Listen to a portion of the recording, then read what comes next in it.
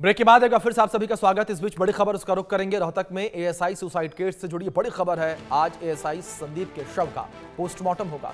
परिवार की शिकायत पर एफआईआर भी हो चुकी है और एफआईआर होने के बाद पोस्टमार्टम के लिए परिवार तैयार है। 14 अक्टूबर को एएसआई संदीप ने सुसाइड किया था। ये बड़ी खबर जो फिलहाल सामने आ रही है। तो 14 अक्टूबर को एएसआई संदीप ने सुसाइड किया था। ये बड़ी खबर जो फिलहाल सामने आई है और परिवार के कहने पर एफआईआर जो है ये भी अब दर्ज हो चुकी है और इस एफआईआर में 4 लोगों के नाम जो हैं वो डाले गए हैं, जिसमें आईपीएस वाई पूरन की पत्नी का नाम है, उनके साले का नाम है, उनके गनमैन का नाम है और साथ में एक और अन्य व्यक्ति का नाम इसमें शामिल किया गया, यानी कि एफआईआर में शामिल किया गया है।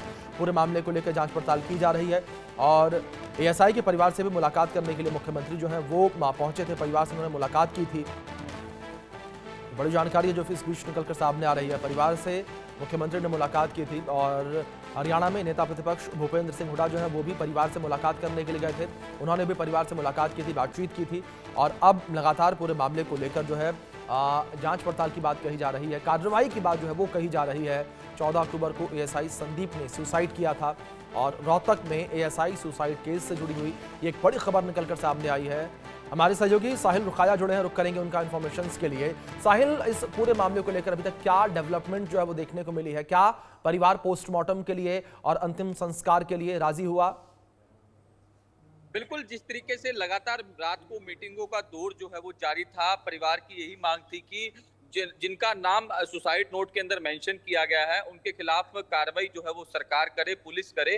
तो ऐसे में रात को ये फाइनलाइज हुआ कि पुलिस इस मामले में मुकदमा दर्ज करेगी और उसके बाद जो परिजन है वो डेड बॉडी का पोस्टमार्टम और संस्कार के लिए राजी हो गए। परिवार की शिकायत पर एफआईआर दर्ज भी हो चुकी है। इस मामले में जिस तरीके से परिवार की शिकायत पर आईपीएस वाई पूर्ण कुमार की पत्नी अवनीत पी कुमार, उनके भाई जो पंजाब के बठिंडा से आम आदमी पार्टी के विधायक है और जो आईपीएस वाई पूर्ण कुमार के गनमैन थे सुशील, उनके खिलाफ भी मुकदमा दर्ज हो गया है। इसके अलावा एक और अन्य है जिसके खिलाफ रोहतक पुलिस ने मुकदमा दर्ज कर लिया है। आपको बता दें कि संदीप लाठर ने 2 दिन पहले ही खुद को गोली मारकर सुसाइड कर लिया था और सुसाइड नोट में काफी गंभीर एलिगेशन जो है वो आईपीएस वाई पूर्ण कुमार और उनकी पत्नी पर लगाए थे। ऐसे में उसके बाद से लगातार परिजनों में रोष था।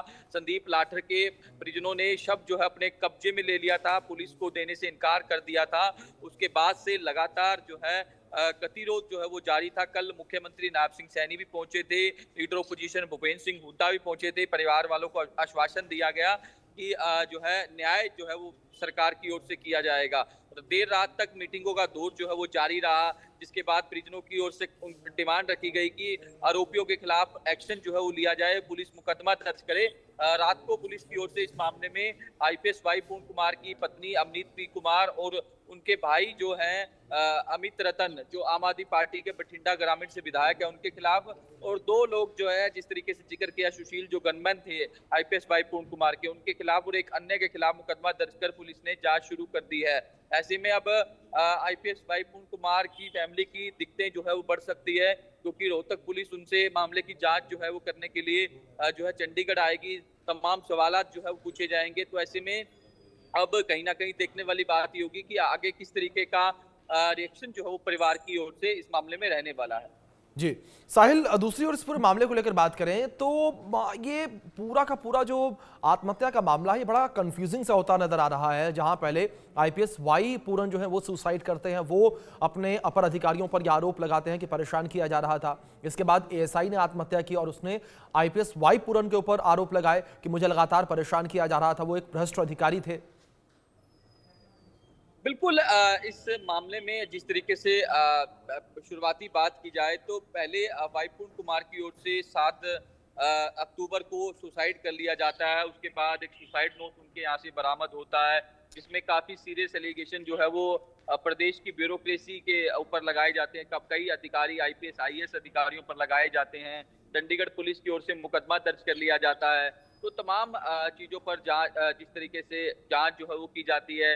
परिवार लगातार अड़िग रहता है कि एसपी और डीजीपी को हटाया जाए, क्योंकि रोहतक एसपी का भी नाम जो है वो मेंशन किया गया था परिवार की ओर से कि किस तरीके से उन्हें प्रताड़ित किया जाता है। उसके बाद एक सुसाइड जो है वो रोहतक के अंदर हो जाता है एएसआई संदीप लाठर का। संदीप लाठर भी जो है 4 पेज का सुसाइड नोट छोड़ते हैं, एक वीडियो उनकी ओर से सुसाइड से पहले बनाया जाता है, जिसमें सीरियस एलिगेशन जो है आईपीएस वाई पूर्ण पर लगाए जाते हैं, उनके परिवार पर लगाए जाते हैं। तो कहीं ना कहीं ये जो थ्योरी है वो पलट जाती है।